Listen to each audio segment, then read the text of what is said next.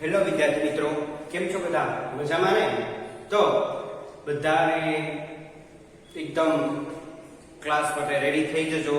આપણે તમને ખબર હોય ને તો પહેલાના સમયની અંદર આપણે કોઈ મનોરંજનના સાધનો નહોતા. ટીવી કે રેડિયો કે મોબાઈલ એવું કશું જ મનોરંજનના સાધનો નહોતા. મનોરંજન માણવા માટે થઈને ગામડાના લોકો શું કરતા કે એક ગામની અંદર કોઈ ભવાઈનો વેશ કરવામાં આવતો. ભવાઈનો વેશ એટલે કોઈ નાટક દ્વારા બધા ગામના લોકો નાટકો જોવા આવતા અને એ નાટકો જોઈને લોકો મનોરંજન મેળવતા. બીજું, લાકડી ઉપર ચાલતા હોય એટલે દોરી ઉપર ચાલે, લાકડીના બે ટેકિયામાં રાખતા હોય, એ નટ ઉપર ચાલતા હોય, એ મનોરંજનનું સાધન. અને ગુજરાન ચલાવતા હોય, ગુજરાન ચલાવે એ પ્રમાણે તે જેમને પૈસા મળતા રહે અને પોતાનો જીવન વ્યવહાર ચલાવતા હોય. અને નાટકો દ્વારા ગામડાવાળા સિરી નાટકો દ્વારા લોકો પૈસા કમાય અને એ મુજબ તેનું ગુજરાન ચાલે. અને એમાં સૌથી પહેલા ભવાઈ વેશ આવે છે. ભવાઈ વેશ, શેરી નાટકો યોજવામાં આવે છે અને ગામના બધા લોકો, શેરીના બધા, ગામના બધા લોકો ચોરે ભેગા થઈને એ નાટકો જોવે અને મનોરંજન માણે. બીજું નાટક એ આવે છે, ભવાઈ વેશ કે નાટકો. બીજું એ આવે છે કે નટ ઉપર ચાલવાનું, દોરડા ઉપર નટનો ખેલ એટલે કે દોરડા પર ચાલવાનો ખેલ, દોરડા પર ચાલવા માટેનો ખેલ. ત્રીજો એ આવે છે, આપણે રોજ આપણે સાંભળીએ છીએ, આપણા ઘરની આસપાસ રહેતા હોય છે એ પ્રાણીઓ, આપણા ઘરની આસપાસ રહેતા હોય, ખેતરમાં રહેતા હોય, એ આસપાસ રહેતા હોય ને, એ ત્રીજો ખેલ એ સાપ અને મદારીનો ખેલ. એટલે મદારીનો ખેલ જેમાં મુખ્ય ભૂમિકા તો સાપ અને મદારી બંને હોય ને. તો પહેલાના સમયની અંદર જ્યારે કોઈ મનોરંજનનું કોઈ સાધન ન હતું ત્યારે ભવાઈ વેશ ઉજવવામાં આવતો અને જુદા જુદા પહેરવેશ, રંગલાનો પહેરવેશ, જુદા જુદા પહેરવેશ કરીને લોકોને હસાવતો એવો અલગ અલગ પહેરવેશ પહેરીને લોકો મનોરંજન માણતા. બીજું નટનો ખેલ એટલે કે આજુબાજુ સામે બંને લાકડીઓ ઊભી રાખી હોય અને લાકડીની વચ્ચે વચ જે છે એ વચ્ચે વચ એ દોરી પર દોરડું બાંધેલું હોય અને એ દોરડા ઉપર તે પોતે એક પગેથી એમ ચાલતા હોય. તમે જોયું હશે, એક પગે ઉપર ચાલતા હોય, એક પગ આગળ પાછળ દોરડા ઉપર ચાલતા હોય અને બેલેન્સ તે હાથ ઉપર રાખતા હોય છે, લાકડી રાખતા હોય આમ, એટલે તે ચાલી શકે વ્યવસ્થિત હોય ને. તો એ રીતે પોતાનું ગુજરાત, ગરીબ લોકો, એની પાસે કોઈ પૈસાદાર હોય, ધંધા રોજગાર કમાવાની કોઈ ઓલી હોય નહીં, બહુ ભણેલા ન હોય, અભણ હોય, એના લીધે આવા બધા જે નાટકો, જે કુશળ હોય, આવા બધા નાટકોમાં જે કુશળ હોય, જે મદારીનો ખેલ, આ બધામાં જે કુશળ હોય એ રીતે પોતાનું ગુજરાન ચલાવે. એવી જ રીતે સાપ અને મદારીનો ખેલ. તો આજે આપણે સાપ અને મદારીના ખેલ વિશે અભ્યાસ કરવાનો છે. સાપ અને મદારી. તો સાપનો અને મદારીનો ખેલ તમને ખબર છે, સાપ જે છે, સાપને કાન હોતા નથી. તો તમને એમ થાય કે સાપ ડોલે છે કે સાપ કેમ ગોળ આમ ફેડા રાખે છે, મદારી બગાડીને આ ફરે છે, શું સાપ સાંભળતો હશે? ના, સાપ સાંભળતો નથી. સાપને કાન જ હોતા નથી, સાપને બિલકુલ કાન હોતા નથી. એટલે સાપ જે સાંભળે નહીં તો હવેથી ડોલ તો કેવી રીતના હશે? મદારી સાપનો ખેલ કરતો હોય ડોલ તો કેવી રીતના હશે? તો મદારી છે પોતાનું બીન વગાડે, એ બીન જોવે તો બીન જેમ વગાડતો હોય મદારી, એ રીતના જેમ જોતો જાય અને એ પ્રમાણે જેવી રીતે બીન આમાં ફેરવતો જાય મદારી, એવી જ રીતે તે સાપ પણ ફરતો જાય.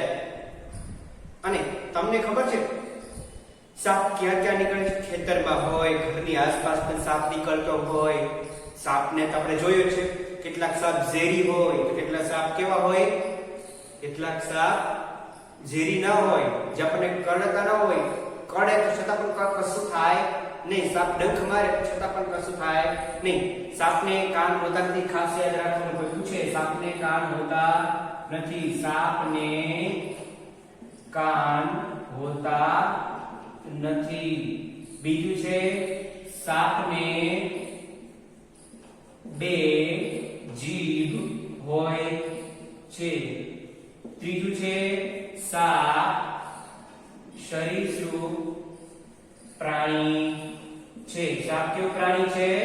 સરીસૃપ પ્રાણી, જે શરીરથી ચાલતું હોય છે. સાપને પગ પણ હોતા નથી, સાપને પગ હોતા નથી, સાપને પગ હોતા નથી. તો આપણે જોયું સાપ જે છે એ સાપને પગ હોતા નથી, સાપને કાન હોતા નથી, સાપને બે જીભ હોય છે. સાપ સરીસૃપ પ્રાણી છે. સરીસૃપ પ્રાણી એટલે કેવું પ્રાણી? કે સરળથી ચાલતું પ્રાણી, જમીનને. અને એની નીચે જે આવા પટ્ટા આવે છે ને, એને પટ્ટા આવે. સાપ ચાલતો નીચે પટ્ટા જે આવે છે ને, એ પટ્ટા દ્વારા તેને ટેકો છે. એ ટેકા દ્વારા ચાલે. પટ્ટા તમને કાચડી પટ્ટા આવે છે ચાલતો હોય કે અહીંયા ટેકો છે, એને ચાલવામાં એને મદદ કરે છે. એને ચાલવામાં મદદ કરે, આગળ ચાલવામાં. સાપને પોતાને ચાલવામાં મદદ કરે, તે પોતાનો રસ્તો ગોતી લે છે. આવી રીતે તો આપણે શું યાદ રાખવાનું? સાપને પગ હોતા નથી, સાપને કાન હોતા નથી, સાપને બે જીભ હોય છે, સાપ સરીસૃપ પ્રાણી છે. સાપ, બધા સાપ રહ્યા તે ઝેરી હોતા નથી. તો બધા સાપ ઝેરી સાપ કયા? કિંગ કોબ્રા હોય. કિંગ કોબ્રા સૌથી ઝેરી અને ખતરનાક સાપ કહેવામાં આવે છે, કિંગ કોબ્રા. પછી બીજા સાપ જે છે એ પણ આપણે અભ્યાસ કરીશું. બીજા સાપ કેવા હોય છે? એ કિંગ કોબ્રા છે, પછી નાગ છે, ખડચીત, ફુરસા, કાળો ત્રણ, ચાર દાપ.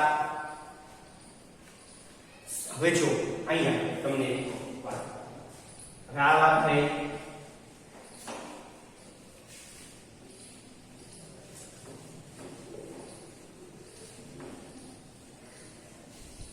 હવે આટલી વાત પર થઈ ગઈ.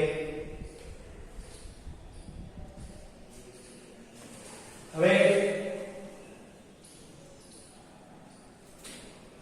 તમને ખબર હોય તો માત્ર 4 પ્રકારના સાપ ઝેરી હોય. 4 પ્રકારના સાપ ઝેરી હોય. 4 પ્રકારના સાપ ઝેરી હોય. ઝેરી તો કયા કયા 4 પ્રકારના સાપ ઝેરી હોય એ જોઈએ. એક તો નાગ,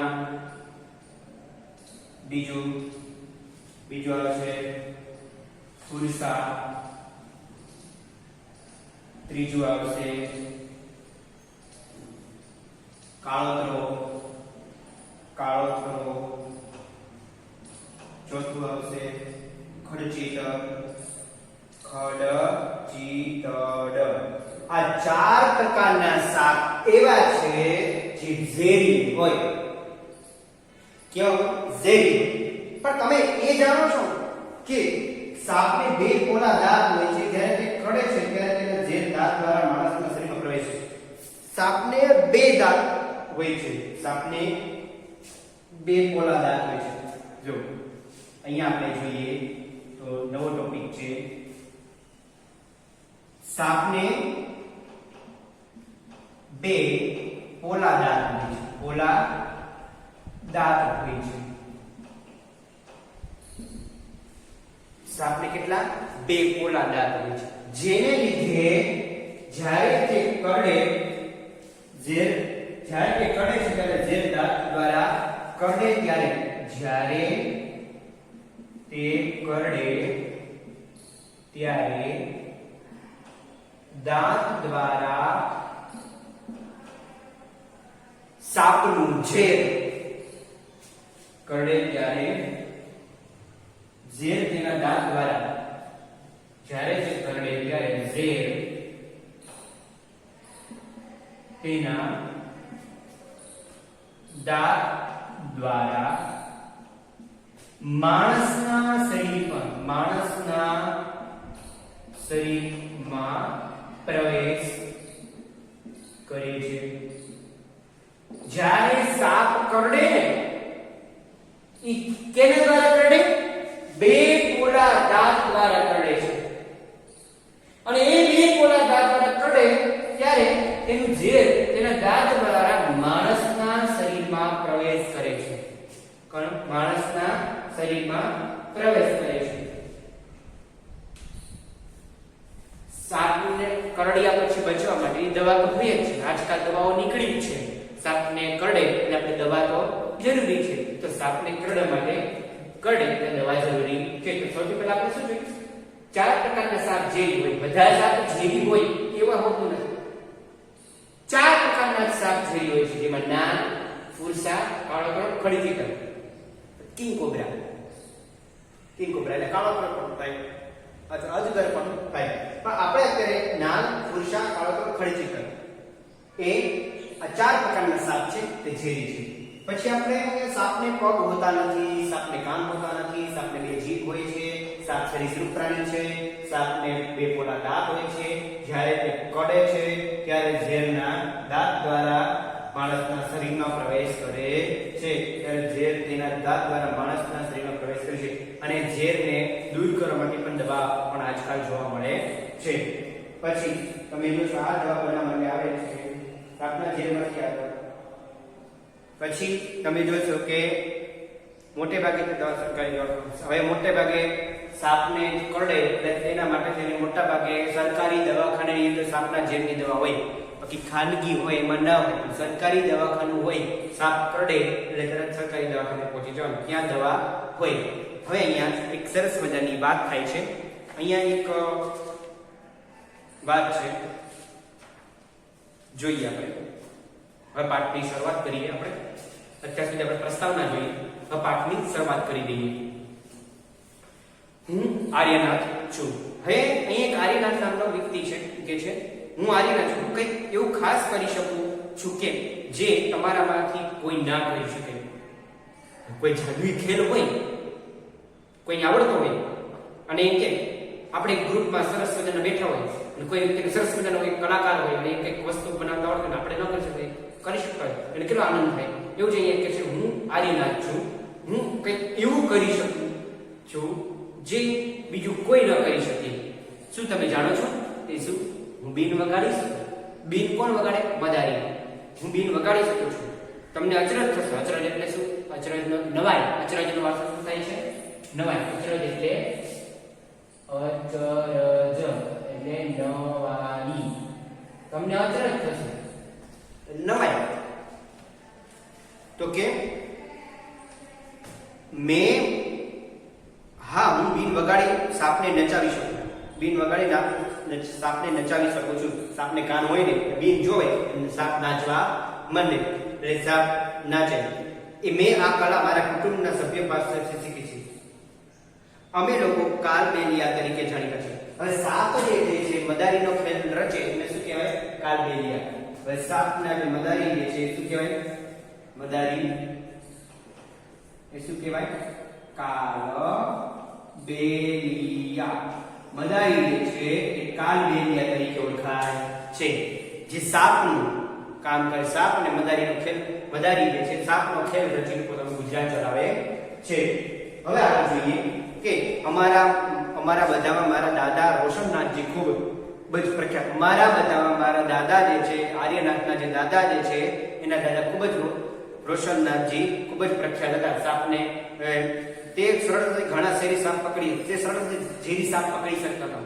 એકદમ સરળતાથી ઝેરી સાપ પકડે અને તે એમને તેમના ભૂતકાળની ઘણી વાતો કહે.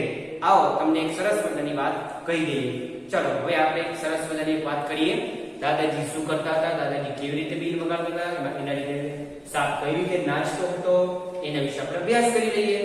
દાદાજીને યાદ છે મારા દાદા અને પરદાદા, મારા દાદા અને દાદાના પણ દાદા પરદાદા સમયથી અમે મદારીનો વ્યવસાય સાથે સંકળાયેલા. મદારીના વ્યવસાય સાથે સંકળાયેલા છે. કંઈક ને કંઈક ગુજરાન ચલાવવા માટે કંઈક ને કંઈક સાધન તો હોવું જરૂરી છે ને. તો આપણે મદારીનો ખેલ રચીને પોતાનું ગુજરાન ચલાવતા હતા. અને સાપ અમારા જીવનનો એક મહત્વનો ભાગ છે. અમે સાપને વાંસની ટોપલીમાં લઈ એક ગામથી બીજે ગામ તરફ ફરતા હતા. જ્યારે ગામમાં ઊભા રહેતા ત્યાં અમારી આજુબાજુ ટોળું વળી જતું અને અમે અમારી ટોપલીમાંથી સાપ બહાર કાઢતા. જ્યારે ગામમાં અમે પ્રવેશતા ત્યારે એ આજુબાજુ જે બધા લોકો રહે ને ટોળું વળતું અને ત્યાં એ પ્રવેશતા એક જગ્યાએ બેસતા અને પછી અમારી બાજુ ટોળું થઈને અમે અમારી ટોપલીમાંથી સાપ બહાર કાઢતા હતા. ખેલ બતાવ્યા પછી લોકો ઊભા જ રહેતા. તેઓ જાણે છે કે અમારા ડબ્બામાં ઘણા પ્રકારની ઔષધિઓ રહેતી. તેઓ જાણે છે એમના ડબ્બામાં ઘણા પ્રકારની ઔષધિઓ રહેતી હતી. એટલે અમે ઔષધિ જંગલોમાંથી એકઠા કરેલા છોડમાંથી બનાવતા. તેઓ ઔષધિ કેવી રીતે બનાવતા કે જંગલોમાંથી જે છોડવા હોય તેને એકઠા કરીને ભેગા કરીને એકઠા કરવા એટલે ભેગા કરવા અને ભેગા કરીને એક સરસ મજાની ઔષધિઓ તે બનાવતા હતા. અને હું આ બધું મારા દાદાજી પાસેથી શીખેલો. મને આનંદ છે કે હું મારી ઔષધિથી લોકોની મદદ કરી શકતો, કારણ કે એ સમયે ડોક્ટર અને હોસ્પિટલ ખૂબ જ દૂર હતા.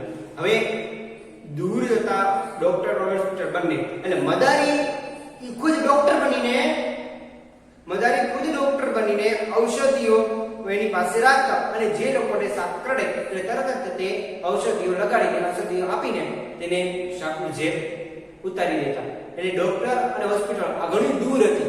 દૂર લઈ જવામાં આવે તો સાપ કરડી ગયો હોય પછી છેક સુધી પહોંચી ન શકે તો રસ્તામાં તેનું મોત થઈ જાય. એના કરતા મદારી જે છે એનું જો સાપ કરડી ગયો તો ત્યાં ઊભા હોય તો તરત જ તેની દવા થઈ જતી હતી. અને તેના બદલામાં લોકો અમને થોડા પૈસા અને અનાજ આપતા. તેના મતલબ શું હતા? થોડા પૈસા પણ આપતા અને થોડું અનાજ પણ તેમને આપતા હતા. અને આ રીતે અમે અમારું ગુજરાન ચલાવતા હતા. ક્યારેક કોઈને સાપ કરડ્યા હોય તે જગ્યાએ મને બોલાવવામાં આવતો. ક્યારેક કોઈને સાપ કરડ્યો ત્યારે મદારીને બોલાવવામાં આવતો. તરત જ તે તરફ પહોંચી જતા અને ઔષધિઓ દ્વારા તે એમને દવાઓ પણ આપતા. ડંખના નિશાન પરથી હું જાણવાનો પ્રયત્ન કરતો કે એ માણસને કયા પ્રકારના સાપે ડંખ માર્યો. ભાઈ મદારીને એટલો ખ્યાલ હતો કે કયા પ્રકારના સાપે ડંખ માર્યો. એ ડંખ ઉપરથી તેને ખબર પડી જાય કે કયા પ્રકારના સાપે ડંખ માર્યો અને એ પ્રમાણે તેને ઔષધિઓ અને દવાઓ તે આપતા. અને ડંખના નિશાન પરથી તેને ખબર પડી જતો, જાણવાનો પ્રયત્ન કરતો. પણ તે પછી હું તેના માટે ઔષધિઓ આપતો. પરંતુ હું હંમેશા સમય પર મદદ દઈ શકતો ન હતો. તમે જાણો છો કે અમુક સાપના ડંખથી તરત જ મૃત્યુ થાય છે, પરંતુ બધા સાપ ઝેરી હોતા નથી. જો બધાથી દૂર હોય તો ઔષધિ આપવામાં વાર લાગે તો મૃત્યુ થાય વ્યક્તિનું. તમને તો અમુક સાપ ઝેરી હોય છે જેના લીધે તરત જ મૃત્યુ થાય છે. તમને કે બધા જ સાપ ઝેરી હોતા નથી. મેં તમને કીધું કે બધા જ સાપ ઝેરી ન હોય. 4 પ્રકારના સાપ ઝેરી હોય: નાગ, ફુરસા, કાળો તણ, ખડચિકલ. આ નાગના પ્રકારો છે. આ નાગ, ફુરસા, કાળો તણ ને ખડચિકલ, આ 4 પ્રકારના સાપ ઝેરી હોય છે. ક્યારેક ખેડૂત એમ કે સાપની બૂમો પાડતા, મદદ માંગતા, ત્યારે હું સાપ પકડી લેતો. ક્યારેક ખેડૂત જે છે એ બૂમો પાડતા, ખેતરમાં સાપ આવે તરત બૂમો પાડે. પણ તમે જુઓ સાપનો ખોરાક ઉંદર. ખેતરમાં જ્યારે ઉંદર આવે ને ત્યારે સાપ નીકળે એટલે ખેડૂત સારા કહેવાય, ખેડૂતના મદદરૂપ કહેવાય. સાપ ખેડૂતનો મદદરૂપ સાથીદાર છે. કેમ કહેવાય મદદરૂપ સાથીદાર? કારણ કે ખેડૂતના ખેતરની અંદર ઉંદર જ્યારે બેસી જાય, ઉંદર એનો અનાજ નુકસાન કરે ત્યારે સાપ હોય તો એ ઉંદરને ખાઈ જાય. સાપ ઉંદરને ખાઈ જાય એટલે એના પાકનું રક્ષણ થાય. એટલે ખેડૂતનો મિત્ર તો સાપ જ છે. પણ ક્યારેક સાપ પણ ક્યારેક મુસીબત પણ આપાવી દે. ક્યારેક ખેડૂત ખેતરમાં કામ કરતો હોય તો સાપ ડંખ મારી દેતો. એ મિત્ર પણ છે અને સાથે સાથે એ સાપનો ભરોસો નહીં, ગમે ત્યારે આપણને ડંખ મારી શકે. છેવટે તો બાળપણથી સાપ પકડવાનું કામ કરતો. છેવટે સાપ પકડવાનું કામ એ રૂપ પકડવાનો ધંધા કરતા હતા. એટલે સાપ પકડવાનું કામ કરતા હતા. તે દિવસો સારા હતા અને અમે લોકો ઘણી રીતે મદદ કરી શકતા હતા. અમે તેમનું મનોરંજન પણ કરતા, તે અત્યારના સમયે જેવું જ ન હતું જ્યારે લોકોનું મનોરંજન માટે ટેલિવિઝન જોતા હોય છે. અત્યારે જે ટેલિવિઝન આવી ગયું છે, રેડિયો આવી ગયો છે, મોબાઈલ આવી ગયો છે, તે સમયે સાપની જે છે, સાપની મદારી એ સમયે મનોરંજન કરતા એ લોકો મદારી પોતાનો ખેલ બતાવી લોકોને મનોરંજન કરતા. મદારીનો ખેલાયો, મદારીનો ખેલાયો તો બધા ટોળે વળી આખું ગામ ટોળે વળી જોવા આવતા કે નવું કંઈક લાગ્યું, નવું કંઈક આવશે એમ, એટલે કે નવો ખેલ બતાવશે. એવા બધા ગામના લોકો જોવા આવતા. પણ અત્યારે કઈ નવાઈ લાગતી નથી. અત્યારે ટેલિવિઝન આવી ગયા છે. એટલે જ્યારે હું મોટો થયો ત્યારે મારા પિતાજીને મને સાપના ઝેરી દાંત કાઢતા શીખવ્યું. તેમને મને સાપની ઝેરની નળી કેવી રીતે બંધ કરી તે બધું શીખવ્યું હતું. જ્યારે તે મોટા થયા આર્યના, ત્યારે તેના પિતાજીએ એને દાંતમાંથી ઝેર કઈ રીતે બહાર કાઢવું એ શીખવ્યું. અને બીજું, સાપની ઝેરની નળી કેવી રીતે બંધ કરવી. શું અમુક આપણે ટ્રીક હોય, સાપને પકડવાની ટ્રીક હોય, અને એ પકડી એ વસ્તુ જ પકડીને તો સાપ ઝેર જ ન ઓકે. ગળાની ભાગની અંદરથી આપણે તરત આપણે પકડી લઈએ ને સાપને, એ ઝેર રોકવાનું બંધ કરી દે. ઝેર ઓકે નહીં, તરત સાપને ઝેર કાઢવાની ટ્રીક પણ આર્યને છે શીખી દીધી. શું તમે ક્યારે સાપને જોયો છે? ક્યાં? હા જોયો છે. તો ખેતરમાં. શું તમે તેનાથી ડરો છો? કેમ? હા ડરીએ. કેમ? ક્યારેક કોઈ ઝેરી હોય તો કરડી જાય તો અને મૃત્યુ થાય તો. શું તમે માનો છો કે બધા સાપ ઝેરી હોય છે? ના, બધા સાપ ઝેરી હોતા નથી. શું તમે માનો? શું તમે કોઈને બીન વગાડતા જોયા છે? ક્યાં? કોઈને બીન વગાડતા જોયા છે? હા જોયા છે. સાપનો કે મદારીનો ખેલ ગામમાં થયો હોય તો બીન વગાડતા જોઈએ છે અને જોયા પણ છે. પ્રકરણ 1 માં આપણે જોયું કે સાપને કાન હોતા નથી. શું સાપ બીન સાંભળે છે કે બીન હલે તેમ નાચે છે? તમે શું માનો છો? પ્રકરણ 1 માં આપણે જોયું હતું, પ્રકરણ 1 માં તમે લોકોએ કે સાપને કાન હોતા નથી. એ વાત સાચી છે, પણ તમે એ જોયું કે સાપને કાન હોતા નથી એ નાચતો કઈ રીતે હશે? એ ડોલતો કઈ રીતે હશે? તો કઈ રીતે? જે મદારી બીન વગાડતા હોય એવી રીતે સાપ જે છે એવી પ્રમાણે નાચતો હોય છે. એટલે આપણે શું કરી શકીએ? તો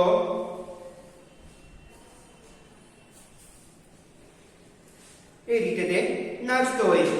હવે આપણને શું કરી શકીએ? આર્યના, તારા બાળપણથી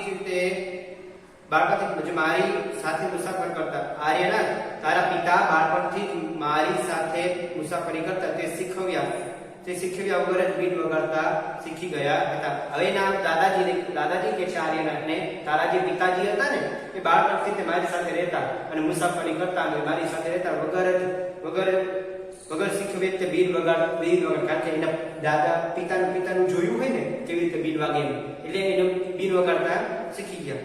અત્યારના દિવસોમાં હવે મુશ્કેલ ભર્યું છે. તેમના દિવસોમાં ખૂબ જ મુશ્કેલ ભર્યું છે. ટેલિવિઝન, નવી ટેકનોલોજી આ બધું આવી ગયું છે. એટલે આ બીન વગાડતા તેને કોઈ વગાડી શકતું નથી. અત્યારે મદારીનો ખેલ પણ બતાવવામાં આવતો નથી. હા, કેટલાક એવા છૂટાછવાયા વિસ્તાર એવા છે જે ડાંગ બાજુ જે વિસ્તાર છે, જે આદિવાસી જે વિસ્તાર છે, એવા વિસ્તારની અંદર સાપ અને મદારીનો ખેલ થતો હોય છે. પણ આની બાજુ જે વિસ્તાર જે છે તે ટેલિવિઝનનો સમયગાળો થઈ ગયો છે અને ઓડિયો આવી ગયો છે. એટલે આ 21મી સદીની અંદર સાપ અને મદારીનો ખેલ એ નાશવંત પામી ગયો છે અને હવે ટેલિવિઝન કે એ બધું આવી ગયું છે. એના લીધે સાપ અને મદારી ખેલ નાબૂદ થઈ ગયા છે.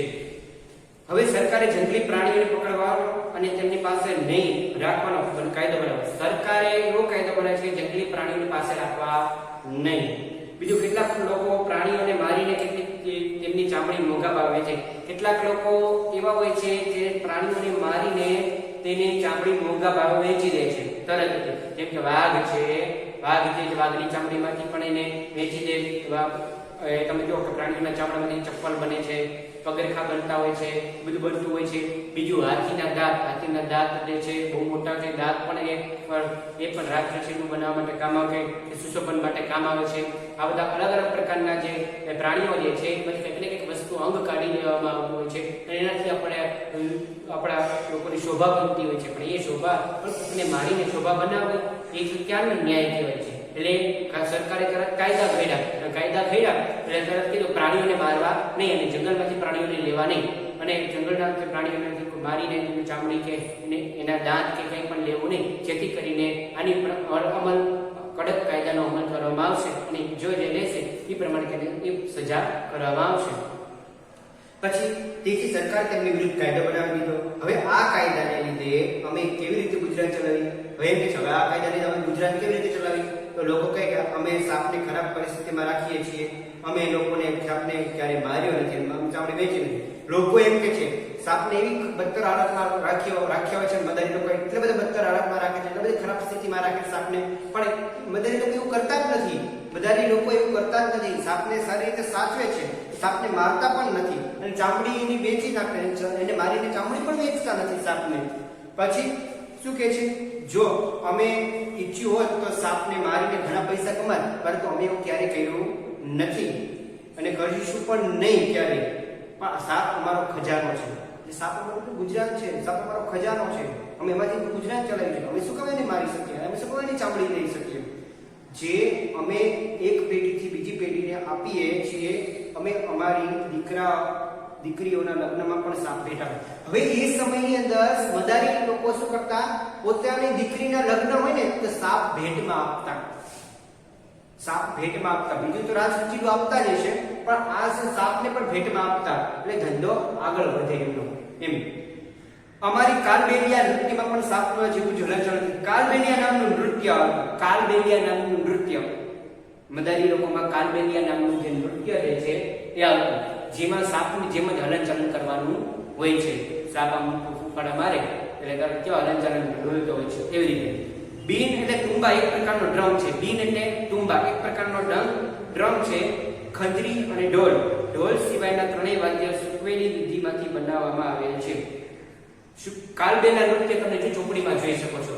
કાલબેલા નૃત્ય જો અહીંયા આપેલું છે, આમ ઊંધા વળી જવાનું. આ જે માથું રહ્યું એ માથાનો ભાગ જે છે સાવ નીચે આવી જશે અને નીચે અડાડી દેવાનો જમીન નીચે, અને જેમ આપણે યોગાસન કરીએ છીએ ને તરત જ તે ઊંધું જ તે એમ થઈ જવાનું. બે હાથ, બંને હાથ રહ્યા પાછળ છે જમીનને અડાડી દેવાના, માથાને પણ જમીનને અડાડી દેવાના, બે પગને પણ જમીનને અડાડી દેવાના, ગોળા આપણે થઈ જવાનું. યોગાસન દ્વારની રીતે કાલબેલિયા નૃત્ય એને કહેવામાં આવે છે. આગળ જોઈશું આપણે કે આર્યના તારે તારા માટે અલગ જ જીવન બનાવવું પડશે, અને તારા પિતા તરફથી બીન વગાડવાની ભેટ મળી છે. તું અને તારા પિતરાએ બીન વગાડી લોકોનું મનોરંજન કરી શકે. પિતરાએ ભાઈ એમ. તું અને તારા પિતરાએ ભાઈઓ છે એ આવી રીતે બીન વગાડીને મનોરંજન કરી શકો છો, પરંતુ તમે અમારા વડીલ તરફથી મળેલો આ જ્ઞાન બરબાદ કરતા નહીં. તમને અમને વડીલ તરફથી જે જ્ઞાન પેઢી દર પેઢી જે ચાલતું આવતું જે જ્ઞાન જે છે એને ક્યારે છોડતા નહીં, એને બરબાદ કરી દેતા નહીં.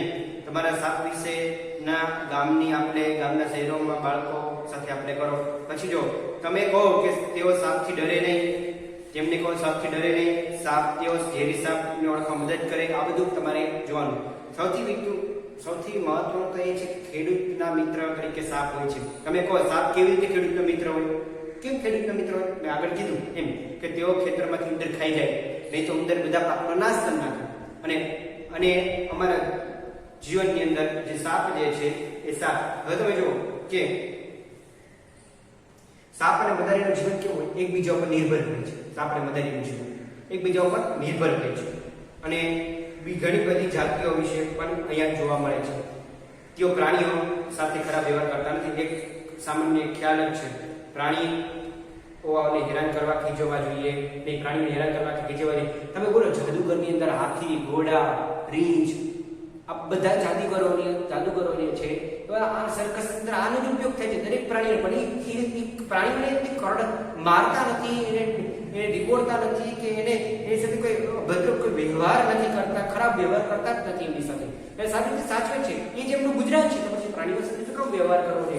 આવો વ્યવહાર ક્યારે કરવો જોઈએ નહીં. તમે ક્યારે પ્રાણીઓને મનોરંજન માટે ઉપયોગ કરી લો કે સર્કસમાં, રોડ પર, પાર્કમાં, રોડ પર તમે જાઓ તો રોડ પર સરસ મજાના મનોરંજન થતો હોય, ખેલ થતો હોય, શિયાળ છે, કૂતરો છે, તમે જુઓ, પછી ઘોડો છે, હાથી છે, વાઘ છે. તમે સર્કસમાં તમે જુઓ તો સર્કસમાં કેટલા સરસ મજાના ખેલ બતાવતા હોય છે લોકો. તો આ જે છે ખેલ પ્રાણીઓને હેરાન કરવા માટે નહીં, પણ પોતાનું ગુજરાત ચલાવવા માટે તેને આ બધા પ્રાણીઓનો ખેલ કરે છે. આવી રીતે કયા પ્રાણીઓનો ખેલ તમે જોયા છે સર્કસમાં? જોયું છે લોકો ખેલ તમાશામાં પ્રાણીઓ સાથે કેવો વ્યવહાર કરે છે. લોકો ખેલ તમાશા પ્રાણીઓ સાથે કોઈને અગ્નિમાં કુદાડે, કોઈને આમ નીચેથી પાડે. સર્કસમાં તમે સર્કસ તો બધા જોયા હશે. આજકાલ સર્કસો નાબૂદ થઈ ગયા, પણ હવે સર્કસ તમે જોયા હશે સર્કસ કઈ રીતે થાય.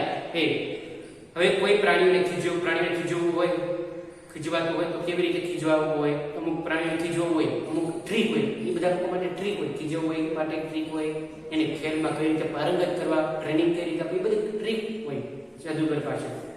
ખેલ જોયા પછી તમારા મનમાં કેવા પ્રશ્નો થાય એ બધા તો તમને અહીંયા જોવા મળે કે આપણા દેશમાં ઘણા બધા પ્રકારના સાપ જોવા મળે છે. તેમાંથી માત્ર 4 પ્રકારના સાપ ઝેરી હોય છે. તેમાં કોબરા એટલે નાગ, કાળોતરો, રસેલ વાઇપર, ખડચિતર અને સોસ્ટેલ વાઇપર એટલે ફુરસા. સાપને 2 પોલા, આપણે આગળ જોયું, સાપને 2 પોલા દાંત હોય છે. તે કરડે એટલે ત્યારે તે દાંતમાંથી જે રોકે છે તે માનવ શરીરમાં પ્રવેશ કરે છે અને એની દવા બને છે. તમે જો વધારેની જેમ બીજા છે ક્યાં લોકો પોતાના ગુજરાત પ્રાણીઓ પર કરે તો સર્કસમાં, લીલાવડામાં, આ બધી જગ્યાએ તમે સર્વેક્ષણ જે લોકો પ્રાણીઓ રાખે છે તે તો આસપાસના વિસ્તારમાં કેટલા લોકો પ્રાણીઓ રાખે. દાખલા તરીકે ઘોડાગાડી માટે ઘોડો રાખે, પછી દૂધ માટે ગાય રાખે, ઈંડા માટે મરઘી રાખે. કેટલાક લોકો કે પ્રાણીઓ એમનું ગુજરાન ચલાવતા હોય, કેમ રબારી ભરવાડ જે કોમ જે છે એ ગાય ભેંસ ને કટા બકરા રાખે કેના માટે? દૂધ આપે અને તે ગામમાં વેચે. એ ઘોડાગાડી શું કરે? ઘોડાગાડી વાળો તે ઘોડાગાડી લઈને ઘોડાગાડી ચલાવે અને પોતાનું ગુજરાન ચલાવે, ગામમાં ફરે. ઊંટ ગાડી વણઝારા કોમ છે, ઊંટ ગાડીમાં રહીને પોતાનું મરી મસાલા જે છે એ ત્યાં મરી મસાલા તે ત્યાં વેચવા જાય છે. તો સરસ મજાનું આપણે જોયું. અહીંયા એક તમને આપેલું છે સાપની પૂતળી બનાવી. એક મોજો લો, મોજાને હાથમાં પહેરીને અને એક હાથમાં પહેરેલો આખો માટે તેના બટન આખો બનાવ્યો તેના માટે બટન અથવા ચાંદલો આ 2 જે છે એ લગાડવાનું. અને પછી જીભ બનાવવા માટે લાલ રંગનો કાગળ કાપી લો, બતાવેલી જગ્યા પર લગાડવો. જીભ લાલ રંગનો કાગળ છે અહીંયા લગાડી દેવાનો. લગાડીને તે જીભ બની જાય અને પછી વી આકારમાં તેને લગાડી દેવાનું. છેલ્લે નાની વી આકાર દર્શાવવાનો, જેથી કરીને તે સરસ મજાનો તેને 2 જીભ થઈ જશે અને સાપ તૈયાર થઈ જશે. તો અહીંયા આપણે સાપ વિશે જે વાત જે છે સાપ વિશે તે જોયું. તેની સંભાળ કોણ રાખે? તો મદારી. તે પ્રાણીઓ શું ખાય? શું પ્રાણીઓ ખાય? જો અહીંયા તમને લખેલું છે કે તેઓ જે પ્રાણી રાખે છે તેના નામ શું? તો આપણે જોઈએ ઘોડાગાડી માટે ઘોડો, દૂધ માટે ગાય, ઈંડા માટે મરઘી, આ બધાનો ઉપયોગ કરે છે. કેટલા પ્રાણીઓ છે? ઘણા બધા પ્રાણીઓ આવે છે. એમાં તો તે પ્રાણીઓ માટે કઈ જગ્યા અલગ અલગ વ્યવસ્થા, કોઈ ઘરમાં રાખે, કોઈ વાડામાં રાખે, કોઈ તબેલામાં રાખે, કોઈ પાંજરામાં રાખે અને એ બધું રાખે છે. પછી તમે જોશો કે પ્રાણીઓ શું ખાય છે? કોઈ ઘાસ ખાય, કોઈ માંસ ખાય, કોઈ એને ખોળ ખાય. ગાય ભેંસ હોય તો શું પ્રાણીઓ ક્યારે બીમાર પડે છે તે વખત પાલનાર વ્યક્તિ શું કરે છે? પ્રાણીઓ બીમાર પડે તો તેને પશુઓના દવાખાનામાંથી ડોક્ટરને બોલાવવામાં આવે છે અને તે દવા આપવામાં આવે છે. અને પછી એના વિશે થોડું પ્રોજેક્ટ બનાવવાની, ચર્ચા કરવાની, તમારે સરસ મજાના મોજા બનાવવાના રહેશે. અને બીજું, સરકારે કાયદો બનાવ્યો છે કે કોઈ પણ વ્યક્તિ સાપને પકડી અથવા રાખી શકે નહીં. અને તમે આ વિશે શું વિચારો છો? સાચી વાત છે, સાપને પકડી કે રાખી ના મૂકવો જોઈએ. ક્યાંક આપણને સાપ આપણને જ સાપ નડતો હોય છે, આપણને જ સાપ એ ઝેરી લાગતો હોય છે અને આપણને તે હેરાન કરે. ક્યારેક મિત્ર તરીકે હોય તો ક્યારેક દુશ્મન તરીકે પણ તે સાપ હોય છે. તો એ અહીંયા આપણે સાપ વિશે જોયું, સાપ અને મદારીના ખેલ વિશે જોયું. તો તમારું જે હોમવર્ક જે છે, જે આ બોર્ડ ઉપર સાપ વિશે જે છે એ સાપ વિશે તમારે લખવાનું છે. આ પ્રકારના નામ વિશે લખવાનું છે. કેટલા પ્રકારના ઝેરી સાપ હોય છે એના વિશે લખવાનું. અને આ સાપ વિશે જે છે એથી લીટીઓ લખવાની, 5 થી 10 લીટી તમારે સાપ વિશે લખવાની રહેશે. તો આજનો અહીંયા ક્લાસ પૂર્ણ કરીએ. ધન્યવાદ, આભાર.